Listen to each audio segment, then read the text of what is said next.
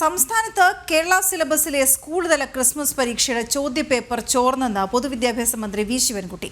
YouTube channel വഴിയാണ് ചോദ്യപേപ്പർ പ്രചരിക്കുന്നത്. ചോദ്യപേപ്പർ സംസ്ഥാനത്തിന് പുറത്താണ് അച്ചടിക്കുന്നത്. ഇപ്പോഴുണ്ടായത് ഗുരുതര പ്രശ്നമാണെന്നും കുറ്റവാളികളെ കണ്ടെത്തുമെന്നും മന്ത്രി വ്യക്തമാക്കി. ഇത് സംബന്ധിച്ച് DGPക്ക് മന്ത്രി പരാതിയും നൽകി. സംസ്ഥാനത്തെ ക്രിസ്മസ് പരീക്ഷയുടെ ചോദ്യപേപ്പർ ചോർന്നതിൽ DGPക്ക് പരാതി നൽകിയെന്ന് വിദ്യാഭ്യാസ മന്ത്രി വി ശിവൻകുട്ടി അറിയിച്ചു. ചോദ്യപേപ്പർ പ്രചരിപ്പിച്ച യൂട്യൂബ് ചാനലിനെതിരെ കർശന നടപടി സ്വീകരിക്കുമെന്നും മന്ത്രി. ചോദ്യപേപ്പർ അച്ചടിക്കുന്നത് സംസ്ഥാനത്തിന് പുറത്തു നിന്നാണ്. ഗുരുതര പ്രശ്നമാണ് സംഭവിച്ചത്. കുറ്റവാളികളെ കണ്ടെത്തുമെന്നും മന്ത്രി പറഞ്ഞു.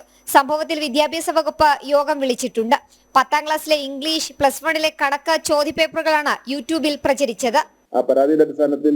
കസ്റ്റം നടപടികൾ സ്വീകരിക്കുവാൻ എല്ലാ AUമാർക്കും DUമാർക്കും രഹസ്യമായി ഏതൊക്കെ അധ്യാപകരാണ് നിയമവിരുദ്ധമായി സ്വകാര്യ ട്യൂഷൻ സെന്ററുകളിൽ പോകുന്നതെന്ന് സംബന്ധിച്ചിടത്തോളം അത് അന്വേഷണം നടത്താം, കസ്റ്റമായ നടപടി സ്വീകരിക്കാം.